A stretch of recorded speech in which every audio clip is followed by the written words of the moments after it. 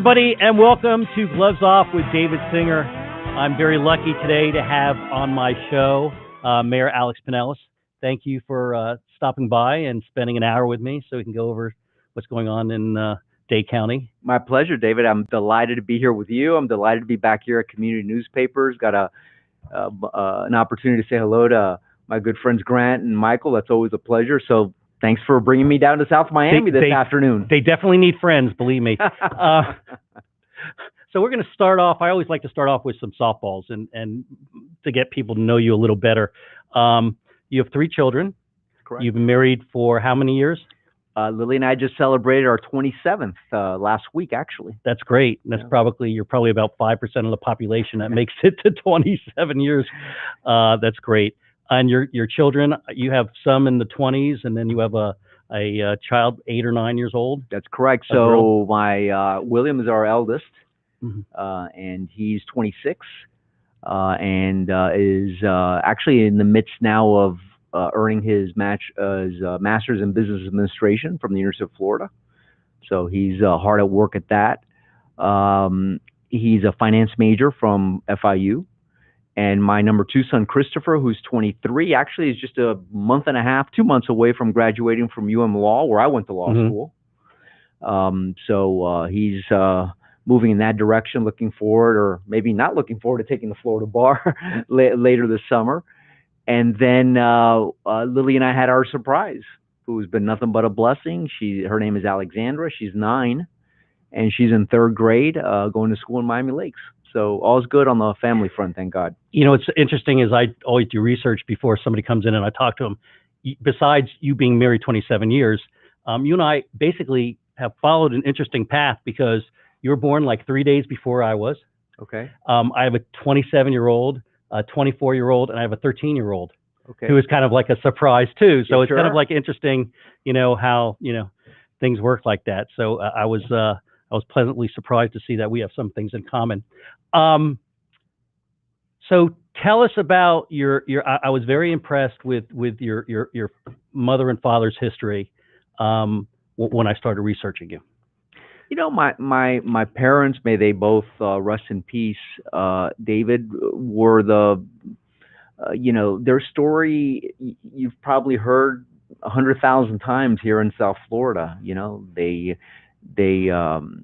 They were both born in Cuba, and that's where they started their family. They were married there. Both of my older brothers were born in Cuba. My father was a labor leader. My mother was a teacher, and in 1960 everything changed. And in fact, my father was sentenced to the firing squad, and my mother left Cuba with my 2 older brothers, not knowing whether, in fact, not even thinking she'd ever see my father again, because again, my father was sentenced to die because he was an anti-revolutionist. He was never on the Castro bandwagon. And she was able to leave and come to the United States and start her life here. And thankfully, fate and intervention of God, my father was able to leave Cuba and come to the United States, and I was born 9 months later. So it was a promise, right? I read it was a promise. I read it was a promise between your mom and your dad. How did they get over here? Well, my mother came through normal channels at the time, which were still available. She wasn't part of the Freedom Flight. She came on a commercial flight that was arranged by supporters of my father's efforts here in the United States. My father's story, however, was very different. Like I said, my father was sentenced to die. And his route to the United States really is something at some point I should write a book about.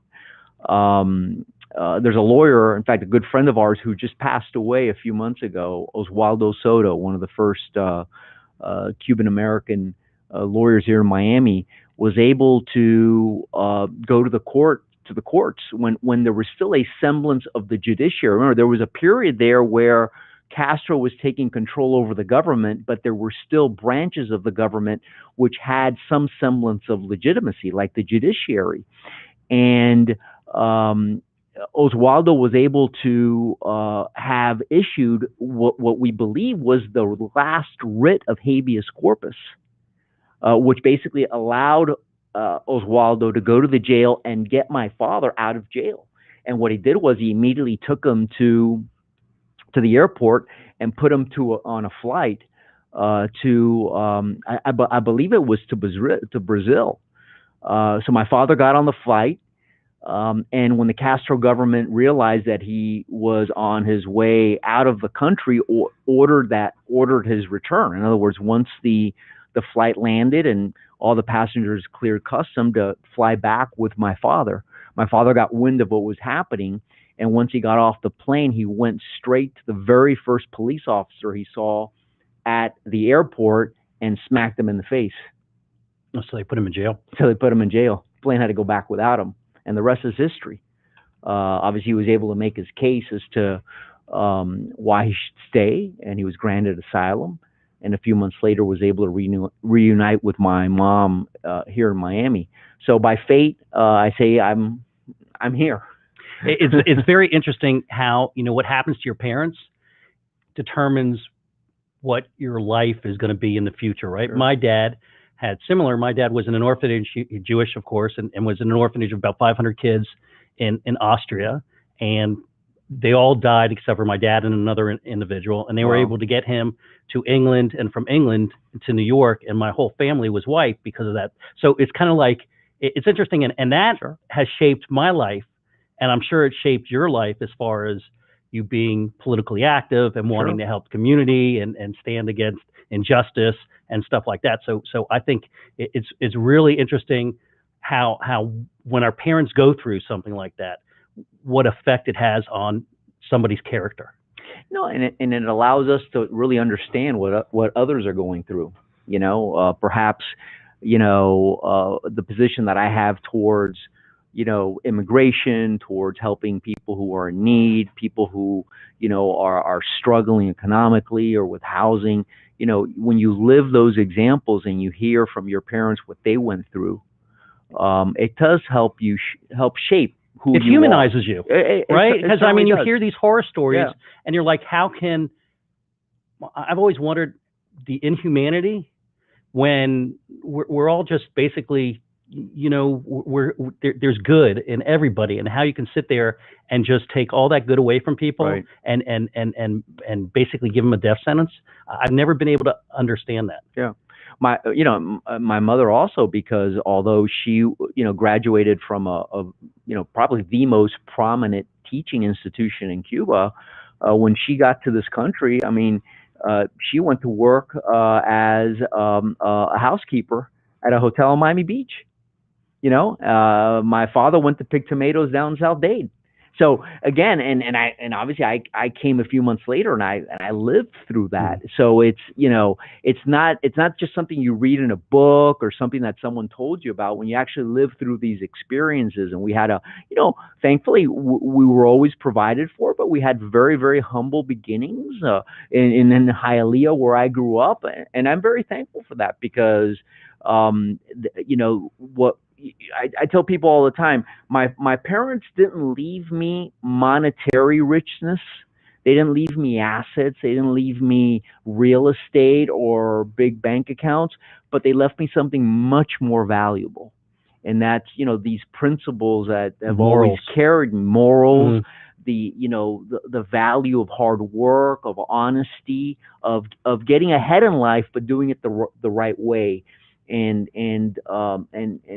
saying what you believe in, and acting in what you believe in.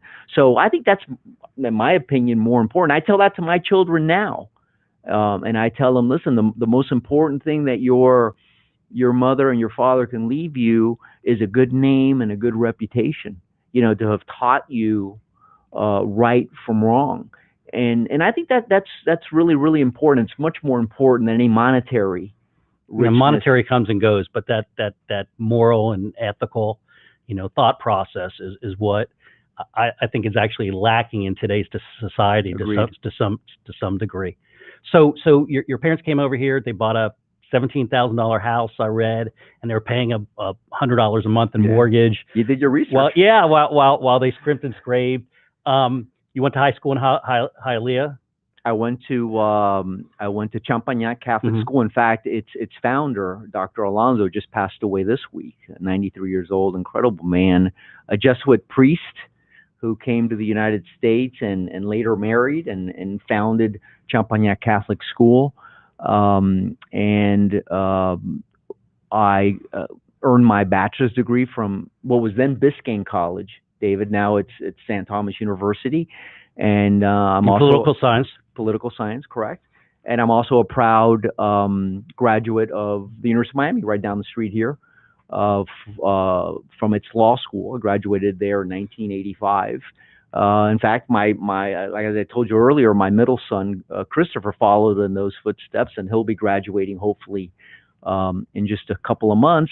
And we lived in Hialeah through this whole time. I mean, growing up in Hialeah at that time, there was no real thought of I'm going to go away for college, or it was very much focused on the opportunities that were available to us here. Continued to live in Hialeah, and 2 years later decided to seek political office.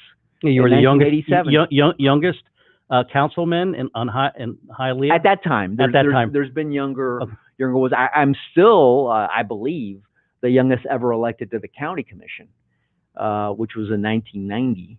At that time, you may recall, county commissioners, we were still elected at large. So even though I represented or I had to run from a district in Northwest Dade, it was called the modified district system. I had to actually run countywide in 1990. And I was 28 at the time. And it's interesting how, the people that I served with at the time, they're historical figures. Mayor Steve Clark, people like Sherman Wynn, Larry Hawkins, Joe Gersten.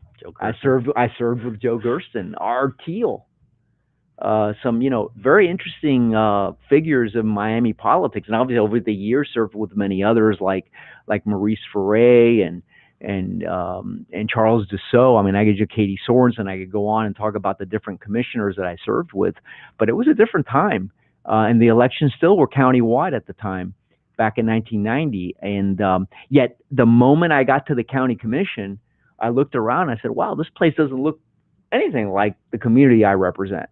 This is a diverse, I was the only Hispanic on the county commission. And even though it's interesting, I probably would not have gotten elected from a district had we had district elections at that time.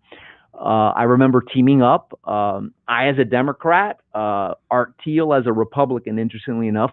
We teamed up and really led the effort to start the reforming of county government to what we see today now, which is a system of electing commissioners from single member districts, which I think are more not only representative of the ethnic and gender diversity of Miami-Dade County, but also of its neighborhoods, of its communities. And I thought that was a very positive thing. But that started back in '93, so I had to run again right away from a single member district up in the Hialeah area. It was a lot different running back then. You had to do a lot of glad handing. I mean, there was no internet and no, so what was that process like? There was no internet and there were no political committees. So you had to, I mean, at the time you had one campaign account, and all you were allowed to receive was $500 from an entity or an individual. Fast forward to now, it's just crazy, with these political committees that could accept, unlimited amounts of money, and in some cases you don't even have to disclose who the contributors are. But yeah, it was a different time. It was a time where you did a lot more retail politics. The county was organized with a lot more, civic-minded groups, Rotary clubs. I remember the old Tiger Bay Club downtown Miami. I remember up in the Aventura area, it was very active with all the different Democratic clubs in particular. The non-group? The non-group, yeah, the non-group was starting to to develop as well. You don't see as much of that now. You don't, groups are not as prominent now as they used to be. And that's disappointing though. It is. I think we lack forums. Thankfully we have forums like this. We're in a different time now. We have the internet. We have the ability to connect at a moment's notice with thousands of people. We didn't have that ability then. So a lot. Then again, the mainstream media was much more prominent. I tell people all the time. I mean, when I was elected mayor in 1996, David, there were not one, not two, not three. I could count at least 4 Herald reporters assigned to the 111 building. One basically exclusively covering the comings and goings of the mayor's office, and the other 3 dealing with other county commission issues, or if there was a particular department that was being scrutinized at the time, the water and sewer department, or the transit department, or the airport. Now, you have one reporter that covers the totality of the county and probably 20 other municipalities to boot. So the mainstream media was much more prominent, I think. Well, you also had the Miami News, right? Miami News. And Howard Kleinberg, who was pretty much the editor of the Miami News, if I remember. Very much so. So, I mean, there was a lot of information put out there by the Herald and by the News. Unfortunately, the News went away. The Herald's pretty much, they're not as active as they were at one time. I remember receiving 3 newspapers at my house. In the morning, you'd receive the Miami Herald. In the mid-afternoon, you'd receive the Miami News, and then in the mail, you would get El Diario de las Américas. In the mail, they would mail. They wouldn't do the home delivery. So yeah, things have changed quite a bit. I think it's good. I mean, I think that there's a lot more information out there, which can be good and bad. I mean, I think we don't have the filters that we had before. I mean, before when you read something or you saw something, it was checked and double checked. Now, with the advent, especially of social media, people can basically say whatever they want and do whatever they want, and there's really no entity out there to really check on it. And with the advent of political committees too, information is out there. We're on a cycle where it seems like every 5 minutes you're looking for a new piece of news. Before, you were on 24-hour cycles. If you had a big announcement to make, you wanted to make it on a Monday or Tuesday because you wanted to, you wanted it to carry into the week, right? And it would, if the news had legs, it would carry you into Friday and Saturday. Now it doesn't matter when you announce something because it's going to be on for 1 minute and it's gone the next. Things have changed. Yeah, especially with CNBC, with Fox News, with CNN, sure, MSNBC. I mean, things are, and I don't think that they. I don't want to. I guess I'm going to speak out of turn, but I don't know if they have the integrity that we once had with Walter Cronkite.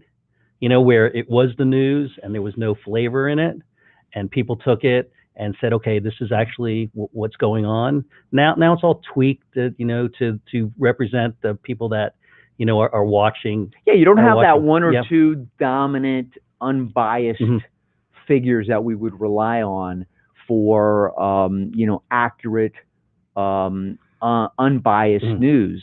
Now, depending on whether you want to hear it from the left or you want to hear it from the right, you know exactly who to tune. You know exactly you have a bunch right? of different options to it's crazy though, right? To choose from. It is crazy because you're only getting one side, and the side is basically tilted towards your way of thinking instead of getting the real news and letting you decide for yourself. Yeah. And I don't. Once again, I think that's kind of screwed up society somewhat. And it's reflected in our politics of today. Listen, I've always been very much a moderate in my positions. I'm not crazy one way or another. There's very little space left for moderates in today's political environment. You're either right? extreme this side or extreme that side. I mean, maybe tomorrow things will change, but right moderates now can never win. you know, even in my most recent race, you saw that it was very difficult to stake out, you know, kind of a middle position on issues because people wanted you to be either over here or over there. Oh, and you get beat up if you're a moderate. Yeah, I'm a moderate too. So I mean, I completely understand the way you're going. So you were very, very young when you were elected mayor. You had a runoff. In the first time, yeah, correct. So what did you walk into when you were mayor of Miami-Dade County? I mean, it wasn't as, I mean, of course, the city wasn't, or Dade County wasn't as big as it is now, but there were still issues and problems. And how did you tackle? Well, I think we have to understand the moment, right? 96, I'm elected mayor. I'm the first executive mayor. Remember, we went from at-large commission districts with basically a ceremonial mayor, Steve Clark. Then we went to only single-member districts with no mayor, and Arthur Teal was the county commission chairperson for 3 years.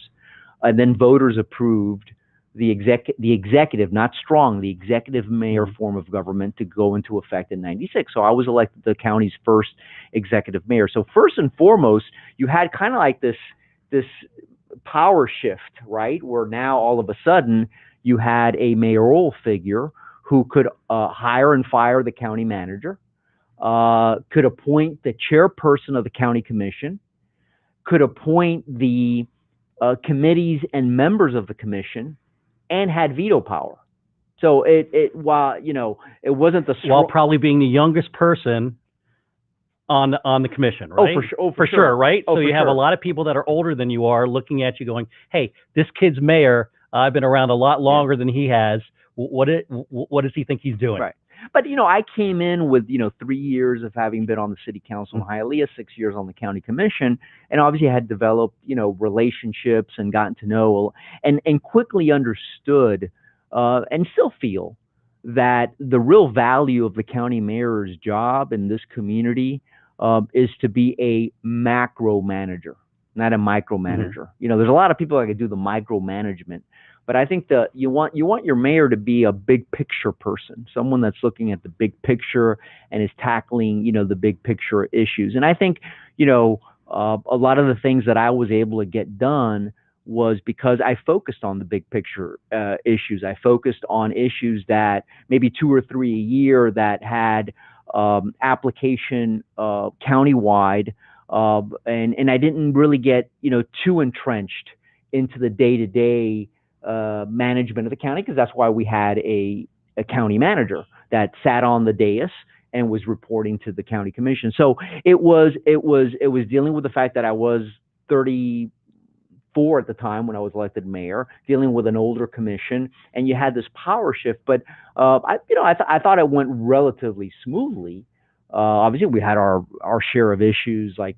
Well, Andrew occurred, right? Well, Andrew occurred. We were still 93, right? 92. 92. Okay. We were still countywide elected commissioners, and Steve Clark was the mayor. And I think one of the main reasons voters approved the executive mayor form of government is because they understood that in moments like Andrew, you needed to have one leader. You needed to have one person who had the authority to lead the county in the moment of a crisis. I'll never forget, if you remember, Kate Hale was the emergency manager at the time, and getting up 2 or 3 days after the storm and saying, you know, where's the cavalry?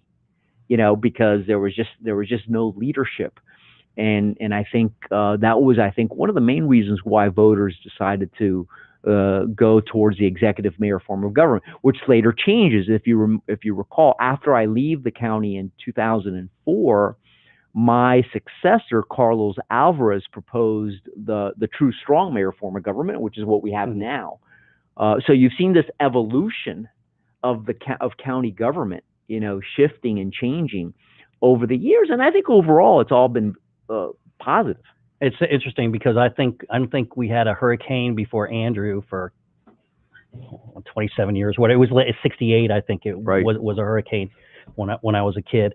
And we really, I mean, nobody. I remember walking. I used to live in Cutler Bay. And I walked into the house and there was no drywall on the walls. You can go, you know, and nobody had any place to live, and Homestead was a mess, and nobody had really experienced anything like that on a federal level either, if I remember correctly. And we just didn't know. I mean, I don't think anybody really knew what to do for a couple of days. And now I think it's just we're just ready for anything to hit Miami. I think our facilities are a lot better prepared for some sort of disaster. Yeah, you're right. We had gone, I think, thankfully, through a significant dry spell before Andrew. That I guess that's good. The bad news was these trial runs actually are helpful when you have hurricane watches and warnings. Even if they don't materialize, it's good because you're activating your system and you're getting it ready for the time when you're really going to need it. In many ways, we got hit with another Hurricane Andrew, when you think about it, with the pandemic, except it didn't go away in 24 hours. It's lingered with us. And I do think to some extent the fact that we have had experiences over these last 20 some odd years in dealing with these different crises, that at least the mechanics of an emergency operation are there. Thankfully, mechanics and logistics that can be they can evolve, right? Whether it's dealing with Zika, right? With Zika, like we dealt with 3 or 4 years ago, whether it's a hurricane, to some extent the recession of 2008, and then obviously now with the pandemic. So the fundamentals are there. Professional emergency managers, and when you have those folks in charge, then typically there's always a little bit of an adjustment. There was a little bit of an adjustment when we started with COVID testing. Now you could almost get it at will. We're having some issues now with the vaccinations, but the fundamentals are there. I think we've done a good job. Dade County has with COVID-19. I think so too, and how they've handled it. I mean, you're walking in a situation where really, once again, it's like a Hurricane Andrew, where nobody really knows what to do, right? And they can't, and they really moved quickly on a dime. So we have, I think we have, but I think the pandemic has also exposed some of the long-term problems that we really haven't tackled in this county. Economic disparity being one of them. And you look at these patterns where where some communities had more difficulty getting testing than others, right? Especially the inner cities. Similarly, now with the vaccines, early on, you had some communities that had more difficulty, and I think that's all part of it's a learning experience. It is, but again, when you dust off the surface underneath, there are some fundamental problems that have been lingering here for the last couple of decades. And I do think that, economic disparity is one of them, issues of racial equality is another. These are issues that have started to manifest themselves in different ways. And when you have a pandemic, then you ask yourself, well, who are the people that are more likely to get evicted, or who are the people more likely to lose their job, or who are the people less likely to get tested, or the vaccine? And so the pandemic has brought that out. I think Mayor Levine Cava clearly has recognized that, and she's trying to address. I mean, she inherited this problem. I mean, she became mayor, and hey, you're on. You have to deal with it right away. But a lot of the difficulties that we saw early on, especially with vaccinations, had to do with the fact that there are disparities in this community. I feel like the middle class to some extent is shrinking here in Miami-Dade County. You have I think a middle class is shrinking everywhere in the United States. You're right. I mean, not just Miami-Dade County, and it's a real big issue. But when you have an economy like we have that has, and listen, my family lived off the hospitality economy for many years. I even worked as a busboy. My first job when I was 14, my father worked at the Bal Harbour Spa. And I remember that experience when I was 14 or 15. But it's a great industry to have, and it produces a lot of jobs, but they're very low paying jobs. And that's the downside. I love what Mayor Suarez is doing now from the city of Miami, where he's trying to convert Miami into more of a technology center. Hopefully that will have some long-term economic benefits.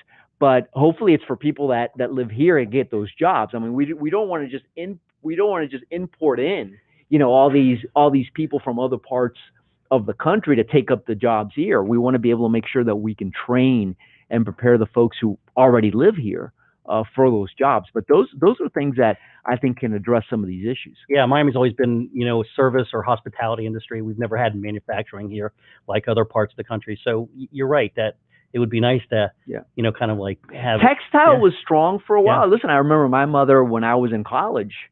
Farming.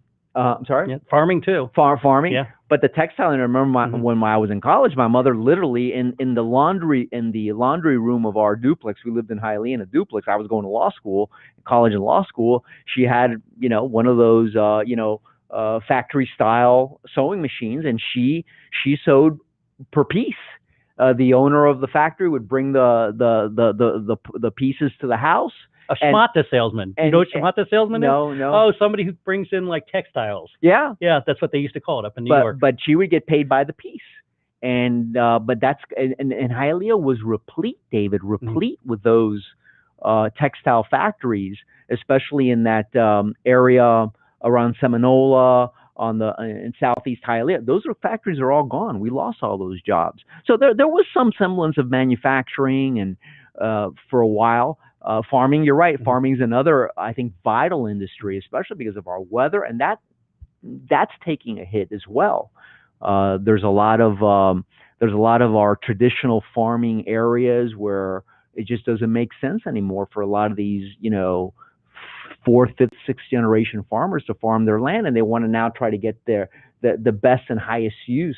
So they're converting a lot of farmland into residential development. So we are evolving, but we have to make sure that we evolve in a way that's equitable for everyone and everybody has a fair opportunity. So I think the pandemic, brought out some of those challenges.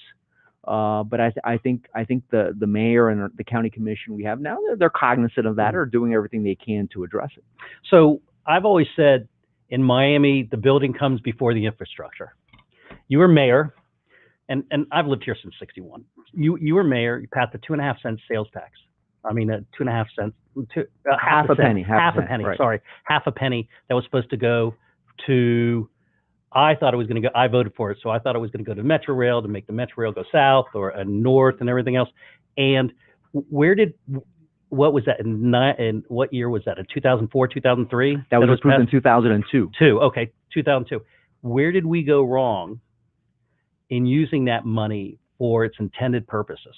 Well, the long and the short of it is the money was misspent. The money was meant to help fund significant capital improvements in the county, not just the expansion of Metro Rail, but improving our bus system. And there was a series of road and highway improvements, many of which, by the way, have materialized. I think it's the rail improvements is where we have really fallen short. And listen, the recession came in 2008, and the decision makers at the time decided that they were going to use that money to fund operations of the existing system. And what perhaps at the time was meant to be a 1 or 2 year Band-Aid quickly became the regular course of business.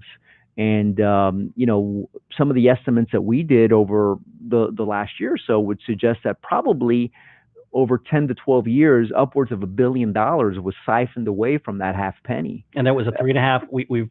I think I read the stat that it was $3.5 billion that half cent sales tax have brought in. Is that accurate? I think that number may be. It's right today. It's about $280 million a year, and obviously we've had that in place now for almost 20 years. So maybe that number may be accurate. But the monies that were siphoned away to pay for the operations of the current system really allowed the county commissions at the time to balance the budget. But where we went wrong was in not building out the rail infrastructure that we promised. I mean, that the tax was passed in 2002. We started collecting in 2003. I left the mayor's office, as you know, in late 2004. And just in that short period of time, I was able to fully fund what's been the last expansion of Metro Rail in Dade County, which was early in the Heights to the airport. There's been no other expansion since. We added about 12 million miles to our bus system.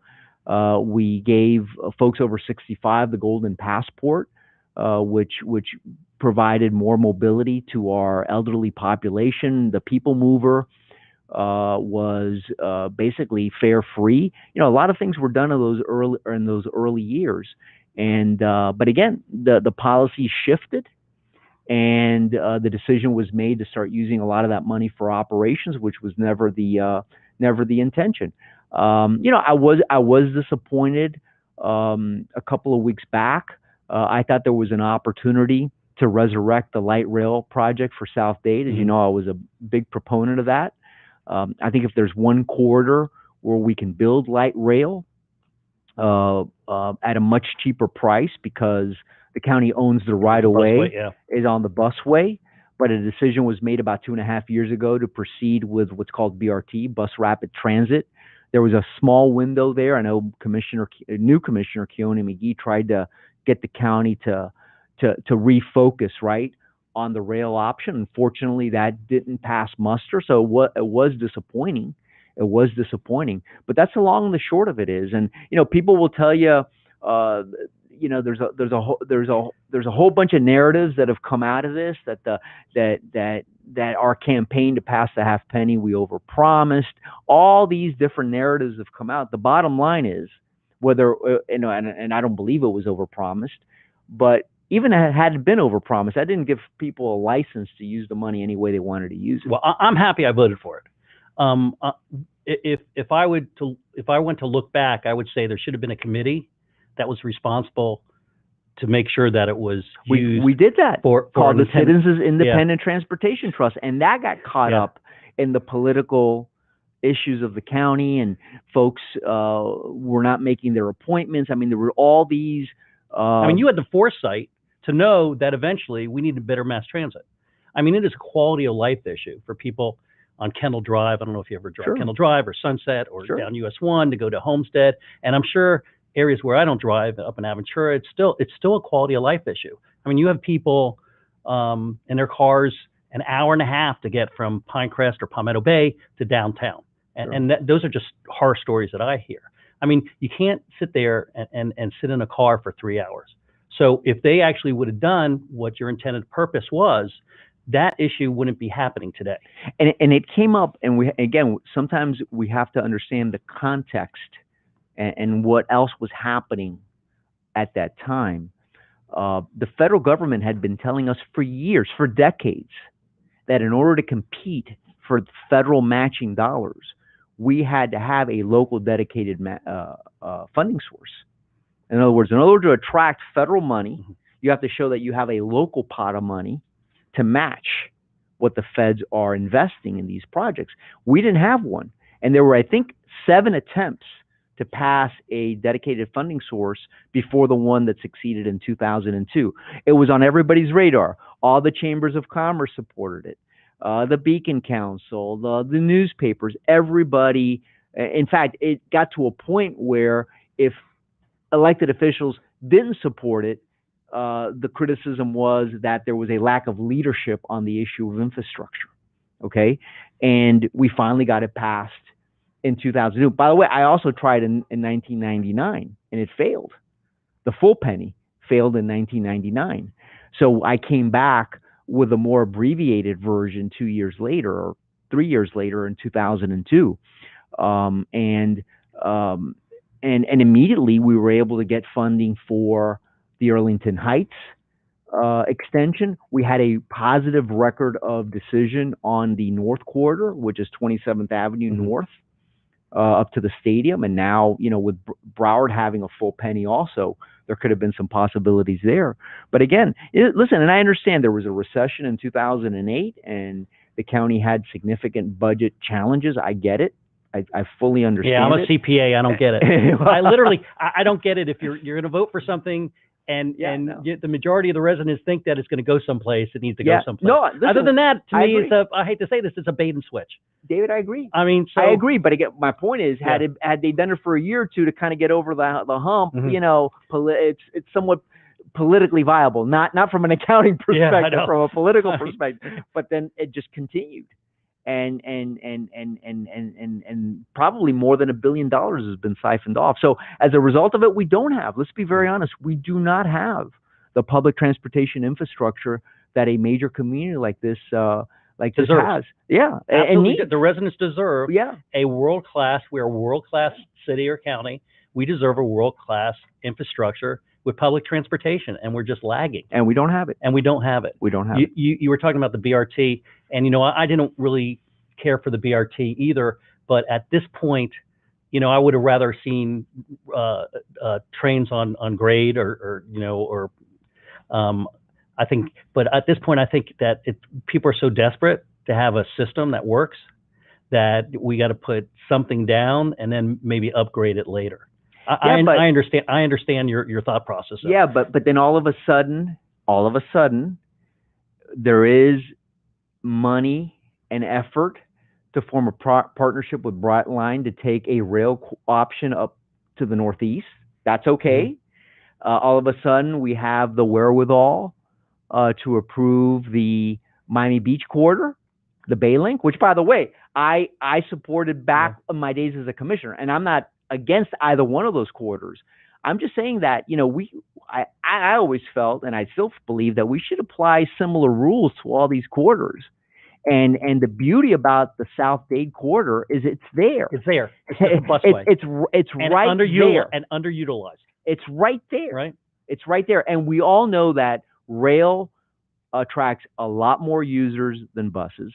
It attracts. There's a different thought process with rail, right? It attracts a much more economic development, okay, than buses.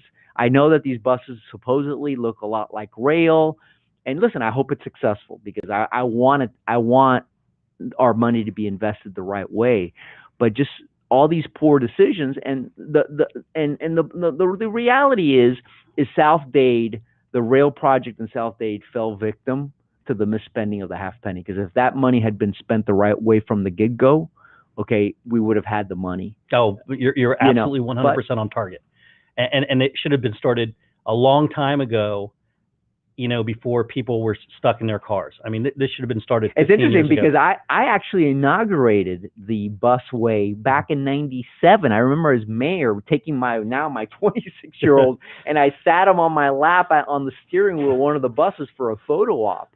We started the busway in '97, so we've had buses on the busway. So you're telling me now that because we are going to a more at-grade automated system, we should have an automated bus anyway. You don't have to build out all that infrastructure. We should have an automated. People should be able to buy their bus ticket online, regardless of whether it's a regular Metro bus or this BRT system. I didn't see that as a sufficient reason for now once again ignoring what we promised, and we did promise rail to the people of South Dade. Well, have you seen the bus stops? I mean, some of the bus stops, I guess they were just fixed last year after the hurricane 3 or 4 years ago. I mean, you got to treat people with respect that are getting on these mass transits. Or you're right, they're not going to get on the buses, or they're not going to get on the metro rail. I mean, by the time we started replacing the metro rail, there were trains that had no air conditioning. And they were dilapidated. They were probably from what year? The late '80s or early '90s. I mean, I remember when they used to call the Metro Rail the white elephant during Reagan's years when it was first put in. But you need to advance the mass transit for all around. I mean, I don't know how people get to work from Kendall Drive. If you live off 137th Avenue on Kendall Drive, I can imagine your ride. It's only going to get worse. We've seen a little bit of a reprieve now because of the pandemic. COVID, but I think people say, well, the pandemic is going to solve a lot of transit issues. Listen, even if 20% of our population end up staying at home or working primarily from home, we're still going to have a traffic mess. We're still going to have a horrendous mess on our hands.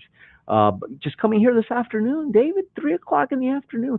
Thank God I went north towards the Palmetto to get on the express lane to come down here. Or else not even an hour would have been sufficient for me to get from Miami Lakes here to coming in. Then, yeah, I thank you for coming. No, that's why I kept asking: Are we doing this in person, or are we doing remotely? Because you have to actually plan your day. And now on the way back, easily it'll take me an hour and a half to get back to Miami Lakes at 5 o'clock. Easily. That's awful.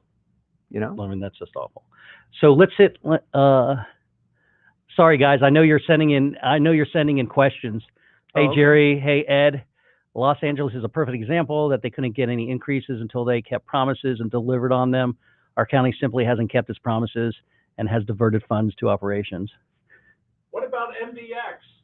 Can you talk about that? Well, listen, the Miami-Dade Express. Thank you, Mike Miller. You're welcome. Michael's question is about MDX, the Miami-Dade Expressway Authority. Let's remember why that was created to begin with. And as it was created because a lot of the toll monies that were being generated by our users here were ending up in Orlando or other parts of the state. I think there's a role for the MDX. I wish we had one comprehensive transportation plan. You know, we have, I think, way too many different agencies, and groups trying to deliver transit. We need one comprehensive plan that we have we have what we call now the Transportation Planning Organization. We have the county commission. We have municipalities with control over a lot of their own money, including, by the way, you were asking about what happened with the half penny. I think one of the real success stories of the half penny has been the money that's been shared with the municipalities. Okay, I'm not sure exactly what Palmetto Bay was doing with it. I don't know the specific projects, but overall, I know that it's been very successful. We have MDX. We have all these different agencies that have their decision-making process in. I'd like to see a more consolidated system of decision-making. I got to tell you, I had Alice Bravo on the program, and I thought she was doing a good job. I thought it's unfortunate that politics got involved, like with everything else, and she was, she quit her job and went someplace else.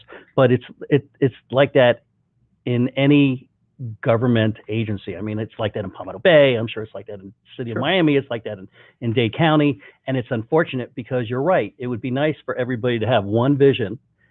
And I know it's impossible, but it would be nice for everybody to have one vision and just stick to that vision until it's built out. Yeah. Not sit there and, when there's a different politician elected, to sit there and change the flow of the stream. I felt strongly, David, that vision was not only enunciated, but it was approved by the voters in 2002. Because if you recall, that people referred to it as the half penny referendum, but it was a full plan that was submitted to voters.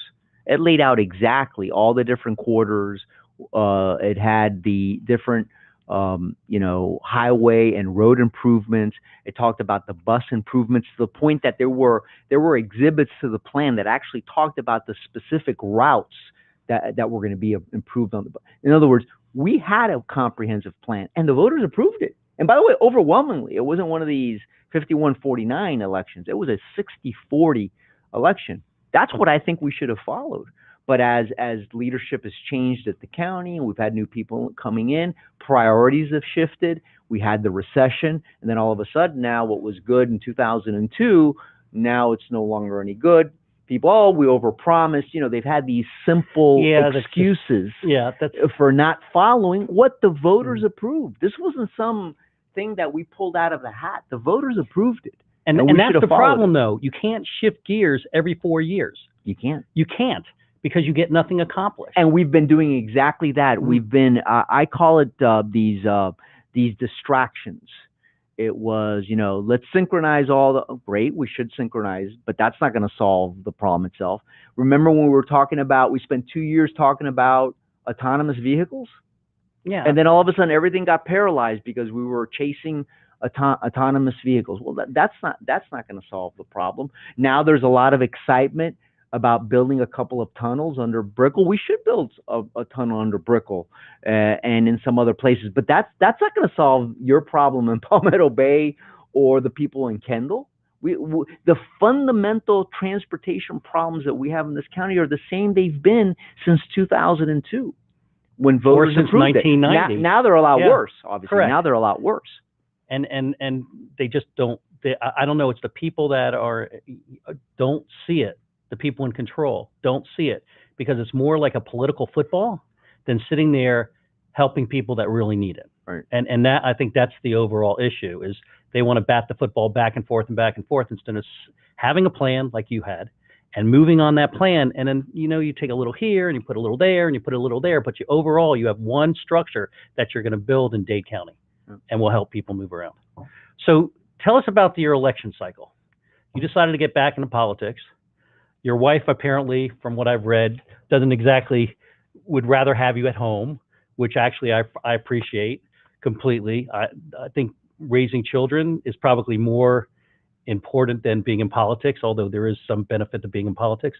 What made you decide to jump in again? For totally different reasons. When I began my political career back in the late 80s, I felt that, politics would be a career for me.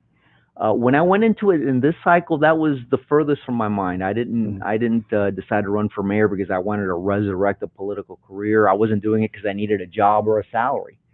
I ran because I've been super fortunate, blessed to have a great family, to have been able to develop a good business.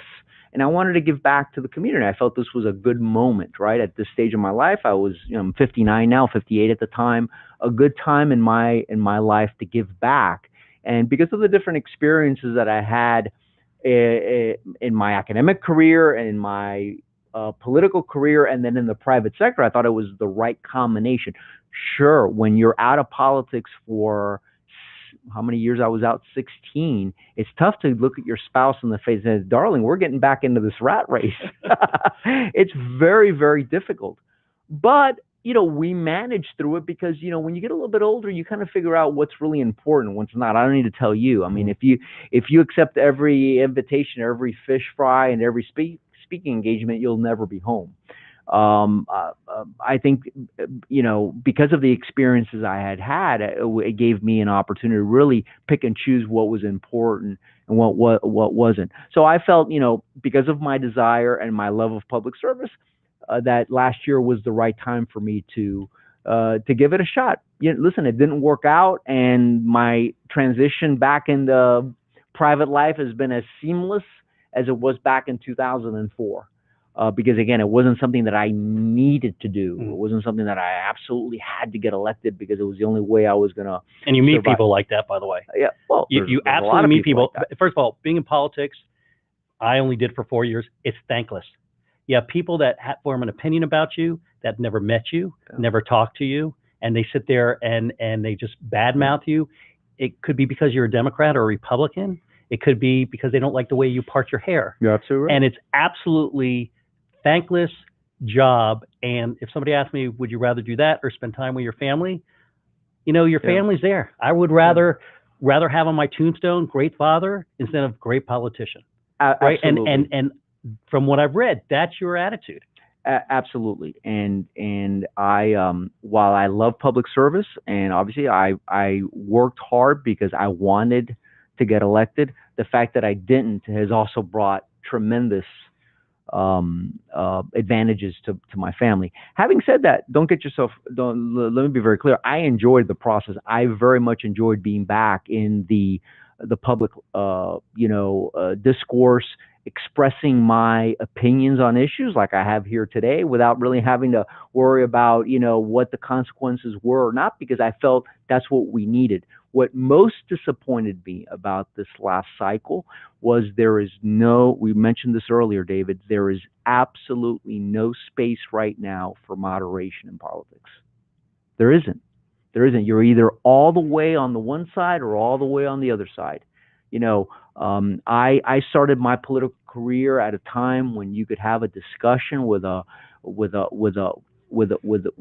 member of the opposing party, and it was you could have a disagreement, and then you'd go on and you'd be able to govern.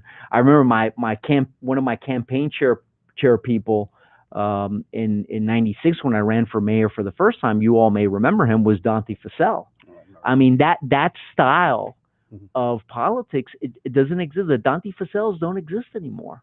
And it's dead. It's dead nationally. And to me, that's what was disappointing for people like you mentioned who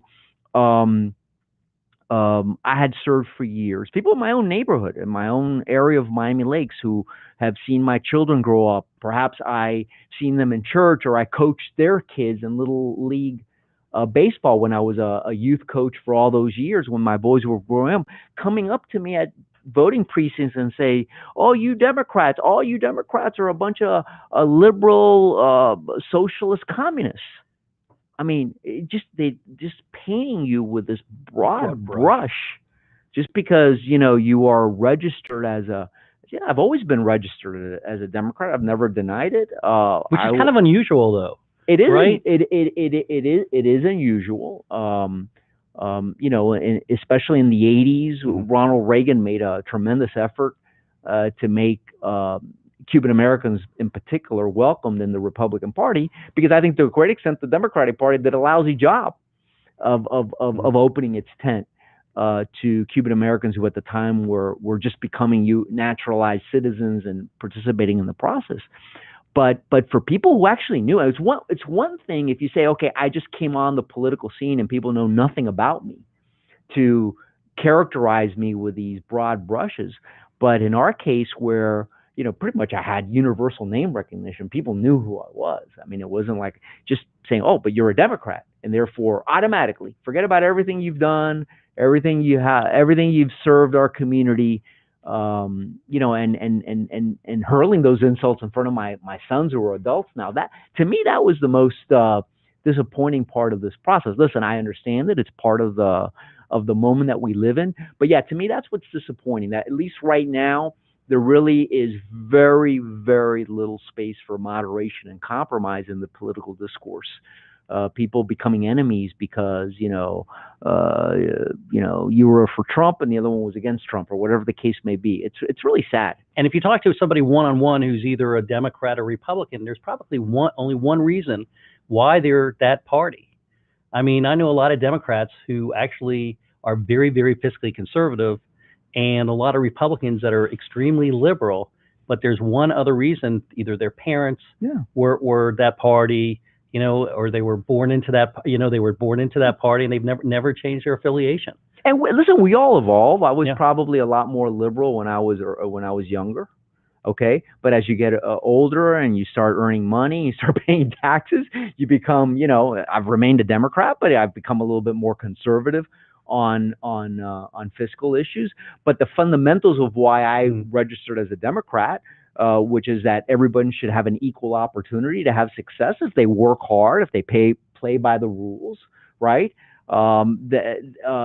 Those fundamental principles are why I've always remained a Democrat. But that doesn't mean I'm a socialist. I mean, my father almost lost his life. I mean, it's absolutely ridiculous, right? It would be like calling my dad. It would be like calling my dad a Nazi. Yeah, exactly. I mean, it's absolutely ridiculous. I got another question here. What are your thoughts on the makeup of the TPO in terms of size, et cetera? Well, the fact that municipalities are represented is probably a positive thing. So you have the 13 county commissioners, and then I think you have every city over 50,000. So I think overall it's probably a positive thing. It could be unruly a little bit when you have now 18 people serving on a body, but I think bringing in municipal representation is a positive thing. I'm going to hit some of the questions because I always ask people to send me the questions. So wondering what. I only got 2 minutes. Okay, we're gonna make it 5. Wondering what his viewpoints is on the bridge between Hialeah and Miami Lakes. Is he for opening it or keeping it blocked? Well, much like the issue you have in Palmetto Bay. Listen, we need. I understand why we need more access in certain areas. Miami Lakes has 2 bridges. I think we're going to eventually have to open one of them, probably the one on 170th. I think here in South Dade, the one on 87th. Is probably the one that should open as well. I never saw the actual plans of how the bridge would be developed on the north side of the canal, but all of this, let's get back to the fundamentals.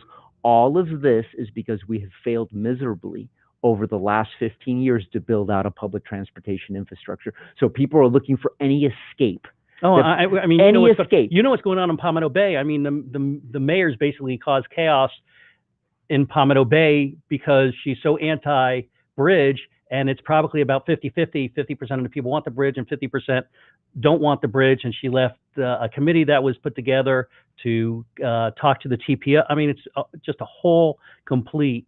It's so. But again, regardless of whether where you fall, right, on pro-bridge or anti-bridge, whether it's in Hialeah and Miami Lakes or here in Cutler Bay and Palmetto Bay, the reality is, David, we have not built out the infrastructure, and that's really what the county should be. The county shouldn't be worried about where you build a bridge. The county should be building out a mass transportation system, which we failed. So you have communities like the ones we just mentioned that are up to here in traffic. You have neighborhoods that have become basically, expressways during the morning because people are looking for any way out. And it's become a real problem because we have not built out the infrastructure. Look, everybody will tell you that when I was in office, I was anti-bridge. And now I'm pretty much for the bridge because I see the lack of ability for the county to actually get it together and build some sort of mass transit within Dade County, and people are suffering. And if you gotta take street by street, you gotta go and you gotta fix the problem. If Dade County's not gonna handle it, it's gotta be fixed somewhere. And that's exactly what's happening. Anyway, I want to thank you for coming by. They're telling me I got to get off because it's 5. I would love to see you back again. I probably haven't hit half the subjects I wanted to talk to you about. Thank you for joining us. You're a great guy, Mayor. Thank you, David. And everybody, have a great night. Thank you for tuning in. If I didn't get to your questions, I'm sorry. I got so caught up in our conversation. So